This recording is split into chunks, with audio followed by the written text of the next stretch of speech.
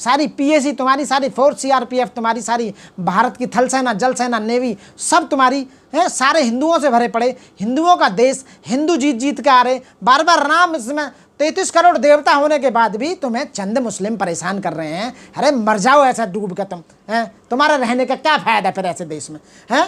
82 लोगों को 18 लोग मार रहे हैं और रो रहे हो तुम, हैं? रो रहे हो लोगों के सामने। अरे नालायकों, तुम ये पढ़ते क्यों नहीं हो संविधान को, शिक्षित क्यों नहीं हो? तो समझो कि तुम्हारे साथ में चाल खेली जा रही है, तुम्हें जानबूझकर मरवाया जा रहा है, जानबूझकर तुम्हें दंगों में फेंका जा रहा है। हिंदू मुस्लिम, हिंदू मुस्लिम, हिंदू मुस्लिम, पाकिस्तान हिंदुस्तान, गाय गोबर मूत और साला कुछ नहीं। पागल बनाकर, मेंटल बनाकर तुम्हारा सब ले लिया और तुम्हें मरवा भी रहे हैं, तुम पे एफआईआर भी कर रहे हैं। वो हिंदू को कैसे हिंदू में जो मिश्रा मर गया, वहां किसने मार दिया? वो चाल के द्वारा मिश्रा मरा। बताओ, हिंदुओं को भड़काने के लिए वो मार दिया। मेरे को लगता है कि वो तो इन्होंने ही मार दिया, दिखा मेरे। कभी देश हुआ करता था जब एक धर्म की शोभा यात्रा निकलती थी तो दूसरे धर्म के लोग उसका इंतजाम करते थे, रास्तों में वो मुहैया यानी कि सुविधाएं मुहैया कराते थे। यदि हिंदुओं की झांकी निकलती थी तो मुस्लिम भाई उसके लिए व्यवस्था करते थे, उन्हें मदद करते थे। और यदि मुस्लिमों के ताजिए निकलते थे तो हिंदू भाई मदद करते थे, क्योंकि वो एक दूसरे के धर्म को जानते थे और एक लोगों में भाईचारा था। और भाईचारा होने के साथ साथ वो दुश्मनी नहीं थी।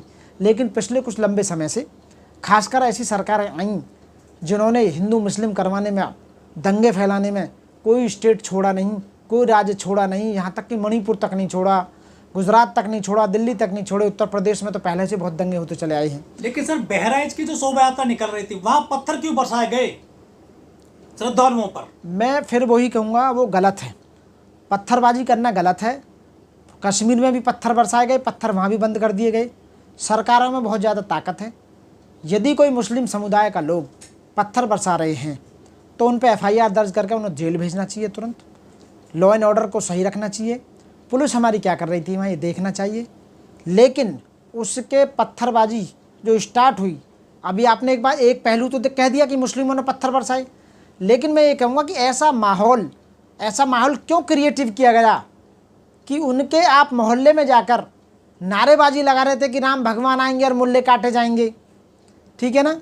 या और तरह के यदि आप प्रवोक कर रहे हैं, इस तरह की स्पीच देकर लोगों को प्रवोक कर रहे हैं, उन्हें भड़का रहे हैं, उनकी भावनाओं को भड़का रहे हैं, तो ये बिल्कुल सरासर गलत है।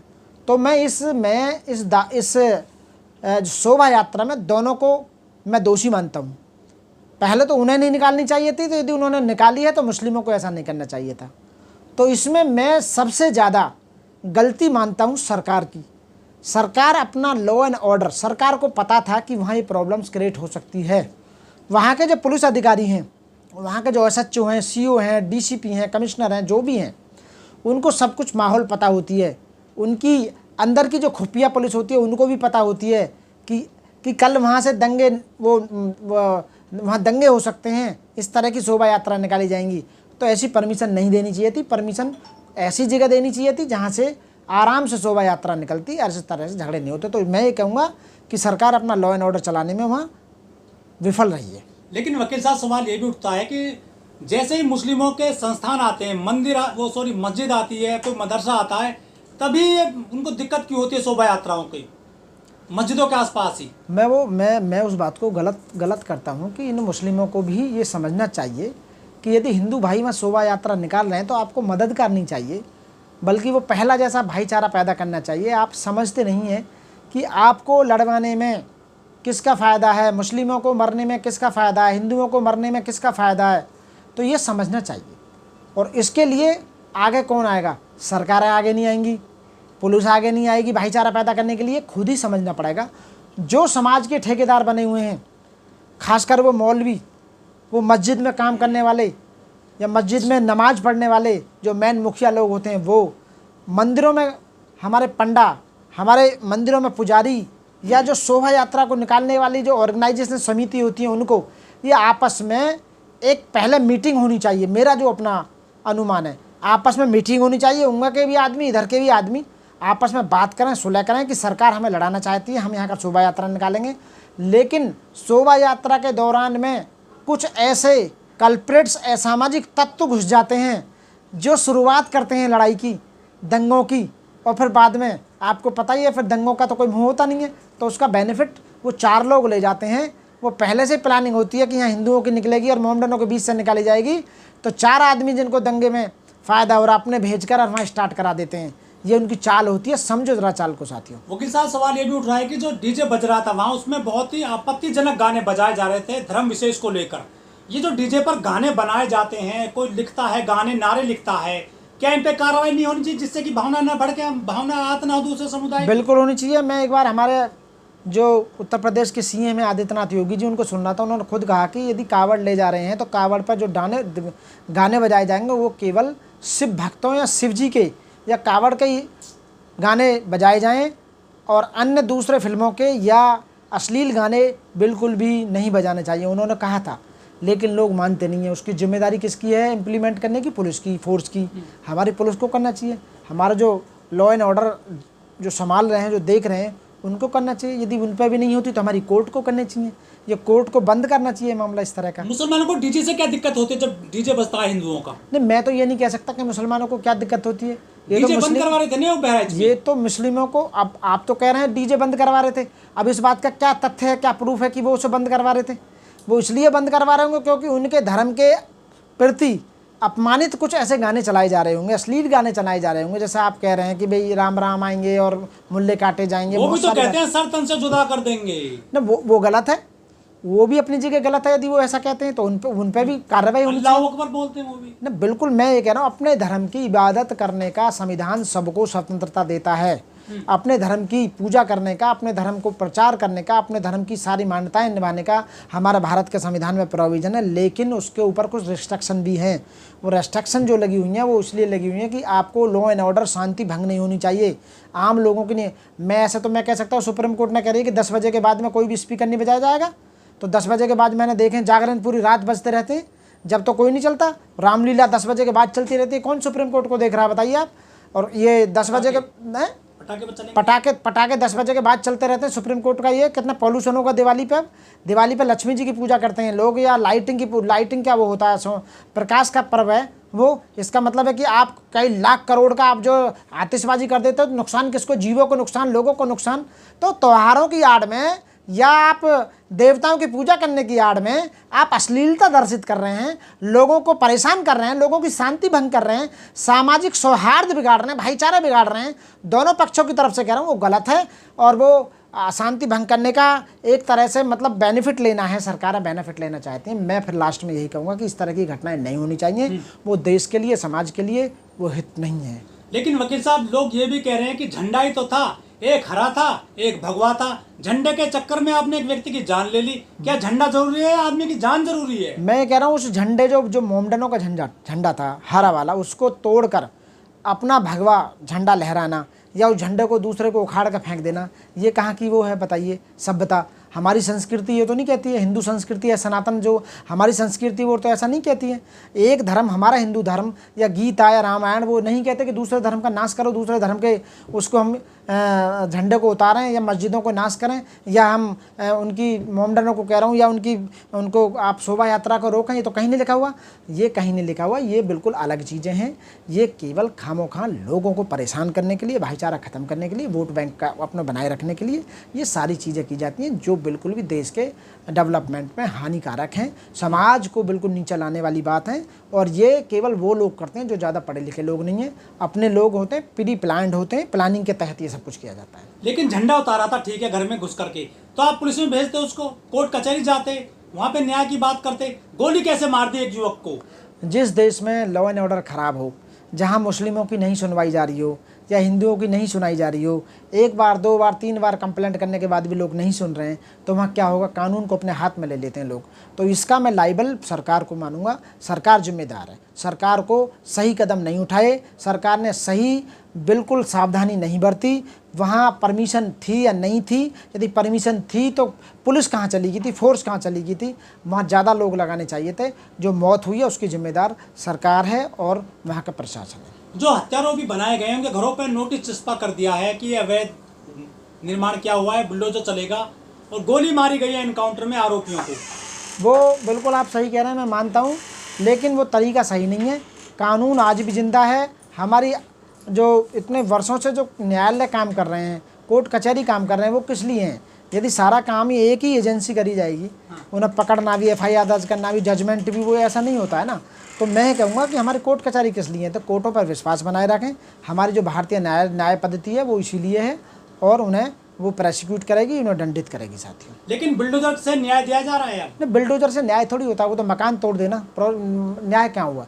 किसी लोगों का मकान तोड़ना न्याय नहीं है ना, वो तो न्याय नहीं है। तो वो तो कानून के बिल्कुल खिलाफ है। सुप्रीम कोर्ट ने बोल ही रखा है कि भाई आप ऐसे इस तरह से बुलडोजर जो है ये इलीगल है, आप बुलडोजर नहीं चला सकते, कोई भी गवर्नमेंट हो सकती है। अल्लाह अकबर, जय श्री राम, जय भीम, ये 3 जो नारे हैं, इनमें सबसे ज्यादा जो प्यार कौन सा नारा देता है? वो जय भीम का नारा देता है। जय भीम मानव मानव एक समान और एकता समानता का नारा है।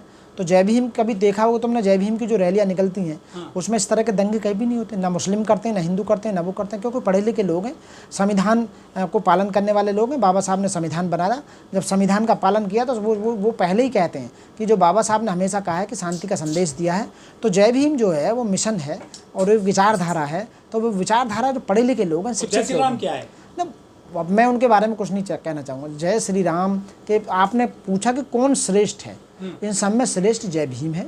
अम्बेडकरवादी विचारधारा है, वो देश के डेवलपमेंट की बात करती है, शिक्षा की बात करती है, स्वास्थ्य की बात करती है, शांति की बात करती है, कानून के पालन की बात करती है, संविधान के इम्प्लीमेंट की बात करती है, लोगों को न्याय देने की बात करती है, और लोगों में भाईचारा पैदा करने की बात करती है, सही सरकार को चुनने की बात करती है। तो एक जय भीम जो विचारधारा है वो हमेशा और विचारधाराओं से कहीं बढ़िया है। लेकिन सर पिछले कुछ 10-20 सालों से ये शोभा यात्राएं बढ़ती जा रही हैं, इनमें विवाद फैलता है, मारकाट होती है, खून खराब होता है, इन पर रोक इनमें लोग लगानी हथियार चाहिए। लेकर चलते हैं। तो इन पर रोक लगानी चाहिए। मैंने खुद देखी है, वो हथियारों को लहराते हुए जाते हैं, लोगों में भय कारित करने की बात करते हैं। तो इन पर तुरंत रोक लगानी चाहिए। यदि सरकारें रोक नहीं लगा रही तो सुप्रीम कोर्ट और हाई कोर्ट को सुमोटो लेना चाहिए। सुमोटो लेने के बाद हमें रोक लगानी चाहिए। किस लिए बैठे हैं हाई कोर्ट? मुस्लिम मुहर्रम में हथियार लेकर चलते हैं, हिंदू शोभा यात्राओं में बिल्कुल बंद करनी चाहिए। यदि आपको लगता है कि देश के डेवलपमेंट में हानिकारक हैं और ये भाईचारा खत्म कर रहे हैं, समाज में अशांति फैला रहे हैं, तो इस तरह की मुस्लिम हो या हिंदू हो, सारी जितनी व्यवस्था है ये सब बंद कर देनी चाहिए। और वो उनसे एक लैंडमार्क वो देना चाहिए कि एरिया कि आपको जो ना ये लैंड ये डिस्ट्रीब्यूट की जाती है इस एरिया में। जैसे रावण फूका जाता है, रामलीला करने के लिए एक स्थान दे दिया जाता है कि इस एरिया में आप रामलीला करेंगे, तो इसी तरह से झांकी निकालने के लिए एक एरिया दे देना चाहिए कि उस एरिया में आप घूमते रहो, जो कुछ करना वहीं पर करते रहिए। शोभा यात्राओं में या मुहर्रम में या अन्य धर्मों के जो निकलते हैं पूरे जलसे वगैरह, इनमें युवा बहुत बढ़ गए हैं। वो युवा कभी नौकरी के लिए सड़क पर नहीं आते, विकास के लिए अपने मुद्दों के लिए लेकर आगे नहीं आते, लेकिन धर्म बचाने सबसे आगे चलते हैं, झंडा और डंडा लेकर के। मैं उसके लिए एक कहना चाहूँगा कि वो अशिक्षित लोग हैं, उनमें शिक्षा का ज्ञान नहीं है, शिक्षित नहीं है। यदि जो शिक्षित होगा, आपने जितनी भी ये शोभा यात्रा, किसी भी धर्म की बात कर रहा हूँ मैं, सभी धर्मों में जितनी शोभा यात्रा निकलती हैं, जागरण होते हैं, कुछ भी होता है, उसमें आपने कभी किसी मंत्री को, MLA को, MP को, जज को, वकील को, इंजीनियर को, प्रोफेसर को, किसी को देखा जाते हुए? हमने तो नहीं देखा। DY चंद्रचूड़ जी के बेटे या जो उनके परिवार को याद हो, या जितने भी टॉप मोस्ट वकील हैं, जितने हाई कोर्ट सुप्रीम कोर्ट में जॉब करते हैं वो, या जितने भी सेना के अधिकारी हैं, जितने भी मैं कह रहा हूँ बड़े बड़े जो पुलिस के ऑफिसर्स हैं, उनके बच्चे तो मैंने जाते देखे नहीं कहीं। उनके लिए क्यों नहीं है ये सब धार्मिक संस्था जितनी भी हैं? वो तो रामलीला नहीं देखते। वो पढ़े लिखे लोग हैं। वो पढ़े लिखे लोग का मतलब कहता हूँ वो शिक्षित लोग हैं। उनका ज्ञान जो है ना दिमाग में बैठ चुका है। वो जानते हैं कि इनसे हमारा उद्धार होने वाला नहीं है। रामलीला में जाने से उद्धार नहीं होगा। या उनके मोमडनों के वो निकलते हैं ताजिए वाजी, उसमें मेरा उद्धार नहीं होगा। या किसी धर्म की झांकी निकलती है उसमें उद्धार नहीं होगा। उन्हें पता है उद्धार पढ़ने से होगा। और वो विदेश का उद्धार तो हो रहा है ना। BJP का उद्धार नहीं हो रहा। BJP का वोट बैंक बढ़ रहा है। अब वोट बैंक बढ़ने से बार बार सत्ता में आ रही है। तो वो ये इसलिए हो रहा है। आप ये समझो, इस बात को भी समझने के लिए शिक्षित होना बहुत ज़रूरी है कि दंगों से फ़ायदा किसको हो रहा है, ताजिया निकलने से फ़ायदा किसको आ रहा है, बहराइच की घटना से फ़ायदा किस सरकार को हो रहा है, उस हिंदू को मरवा के किस पर अत्याचार होने हैं, किसके घर टूटेंगे। अरे धर्म बचा रहे हैं सर। वो धर्म को कोई खतरा नहीं है। कभी धर्म को खतरा नहीं रहा। खतरा हमेशा सरकारों को रहा कि हम नहीं चले जाएं। खतरा हमेशा समाज के जो धर्म के ठेकेदार बनते हैं उनको खतरा रहा कि हमारी जो सत्ता है वो ना चली जाए। तो ये खतरा उनको है। खतरा हिंदू मुस्लिम को नहीं है। खतरा कभी धर्म को नहीं होता। योगी जी के रामराज को कैसे देख रहे हैं? रोज देखो, मैं रामराज के बारे में कुछ नहीं कहना चाहता।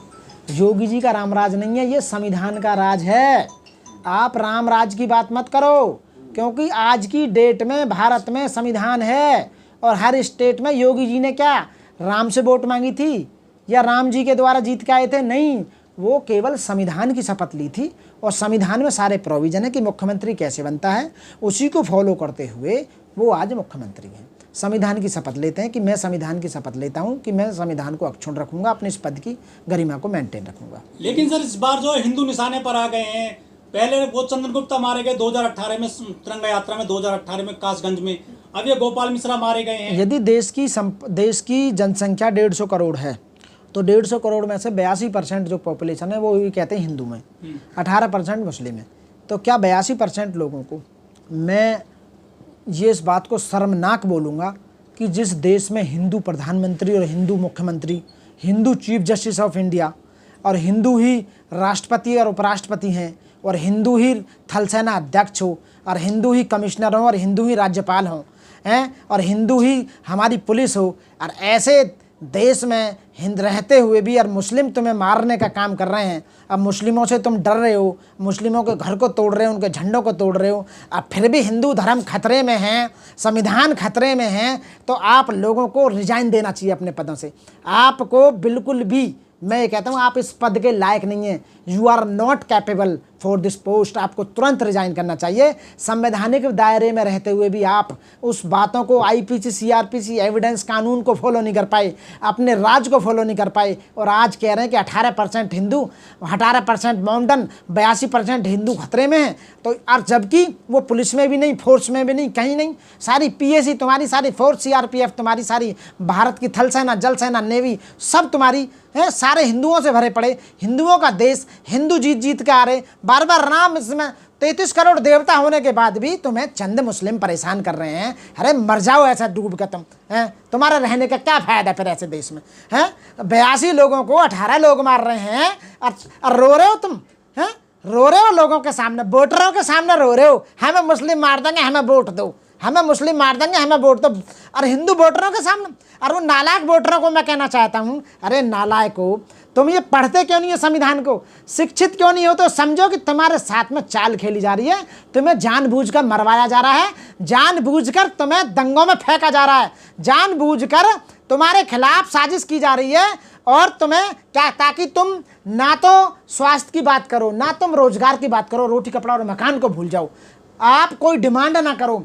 जो लूट मचा रहे हैं राजा बैठ के इस समय, वो लूट मचाते रहें, केवल मुद्दा रह जाएगा हिंदू मुस्लिम, हिंदू मुस्लिम, हिंदू मुस्लिम, पाकिस्तान हिंदुस्तान, गाय गोबर मूत, और साला कुछ नहीं, कुछ है ही नहीं फिर और देश में। आपकी बुद्धि भ्रष्ट हो चुकी है। मैं सब हिंदुओं से कह रहा हूँ और मोमडानों से भी कह रहा हूँ, दोनों धर्मों के लोगों से कह रहा हूँ, आपकी बुद्धि भ्रष्ट हो चुकी है। आप सिचुएशन को समझ नहीं रहे हो। उसको समझने के लिए ज्ञान चाहिए, विचार चाहिए, शिक्षा चाहिए। जो शिक्षित लोग हैं वो राज करेंगे। ये ऊपर वाले जो लोग बैठे हैं सारे शिक्षित लोग हैं, तुम जैसे कीड़े मकोड़े गरीब लोग हो, अरे तुच्छ गंदी नाली के कीड़े हो तुम। अपमान मत करिए। मैं उनकी बात कर रहा हूँ, वोटरों की। तुम गंदी नाली के कीड़े हो, गरीब लोग हो, तुम पे है क्या देश में? तुम्हारा सब, तुम्हें पागल बनाकर, मेंटल बनाकर तुम्हारा सब ले लिया और तुम्हें मरवा भी रहे हैं, तुम पे FIR भी कर रहे हैं। वो हिंदू को कैसे हिंदू में जो मिश्रा मर गया, वहाँ किसने मार दिया? वो चाल के द्वारा मिश्रा मरा। बताओ, हिंदुओं को भड़काने के लिए वो मार दिया। मेरे को लगता है कि वो तो इन्होंने नहीं मार दिया, दिखा है मेरे को तो कुछ ऐसे लगता है। कुछ ना कुछ यदि सही फेयर इन्वेस्टिगेशन हो तो पता लग जाएगी कि जब हिंदू को मारोगे तो मुसलमानों को मारेंगे, फिर दंगे फैलेंगे, आपस में हिंदू मुस्लिम मरेंगे, कटेंगे। तो इसका बेनिफिट किसको होगा? बीजेपी सरकार को होगा और किसको होगा? सीधे सीधे हिंदू बटेंगे तो हिंदू कटेंगे, योगी जी बोल चुके हैं। मैं ये कह रहा हूँ जितने भी हैं ये देश को डेवलपमेंट करने की बात क्यों नहीं, कि रोजगार पे क्यों नहीं बोलते? क्यों नहीं बोलते रोजगार पे? ये क्यों नहीं बोलते शिक्षा पे? रोजगारी है कहाँ? मैं ये क्यों शिक्षा पे नहीं बोलते? यानी कि इंडेक्स की रिपोर्ट देखो, हंगर इंडेक्स की रिपोर्ट, 25 करोड़ लोग रोजाना भूखे सो रहे हैं। कहाँ से आएगा पैसा? लड़ाई 80-20 की है। 80, अरे लड़ाई यार, देश स्वतंत्र देश हुआ पड़ा है। यहाँ अपने देश की लड़ाई रोकना, यूक्रेन की लड़ाई रोकने जा रहे हैं मोदी जी, विदेश की लड़ाई रोकने की कोशिश कर रहे हैं कि हम वहाँ रुकवाएंगे। तो मेरा कहने का मतलब है ये सब जालसाजी है, ये सब मैनिपुलेटेड है, प्लानिंग है, ये सब प्लानिंग लोगों को मरवाने की। समझो आप, दंगे प्रायोजित होते हैं, पहले से प्लान्ड होते हैं। 2 धर्मों की शोभा यात्रा निकाली जा रही है। हिंदुओं की शोभा यात्रा को जानबूझकर मोमडनों के गलियों में भेजा जाता है और फिर वो अपने लोग भेजे जाते हैं, वो स्टार्ट करते हैं। जो शोभा यात्रा निकाल रहे हैं उन्हें तो बेचारों को पता भी नहीं रहती, जो मरा था उसे तो पता ही ना होगा तेरी मौत भी होनी है आज। वो सब प्लानिंग थी और फिर अब मोमडनों को घरों को ढोया जाएगा। बुलडोजर चलाया जाएगा, फिर मुस्लिमों को ऊपर केस करा जाएगा, जेल भेजा जाएगा, उन्हें मारा जाएगा, तो कैसे दंगे फैलाओ। तो ये शिक्षा की जरूरत है, समझो चाल को, उससे बेनिफिट किसको हो रहा साथियों, देश को गर्त में झोंका जा रहा है, नौजवानों को रोजगार की जगह उन्हें मौत दी जा रही है, उन्हें जेल दी जा रही है, उन्हें FIR दी जा रही है। साथियों आप इनकी चाल समझो, ये छोटी सी, इसमें कोई अलजबरा के सूत्र नहीं लगाने पड़ेंगे, ये थोड़ी सी बात है समझने के लिए। भारत के अंदर संविधान लागू है और संविधान लागू होने के बाद भी आप लॉ एंड ऑर्डर को नहीं निभा पा रहे, तो किसकी कमी है? सरकार की कमी है, मुख्यमंत्री लाइबल है सीधा सीधा स्टेट गवर्नमेंट, और सेंट्रल गवर्नमेंट को जिम्मेदार ठहराया जाएगा। मोदी जी ने कहा था सुहाग बचाइए अपना, तो बहन बेटियों का मैं कह रहा हूँ, यदि कहीं भी दंगे हो रहे हैं तो उसके कौन जिम्मेदार होंगे?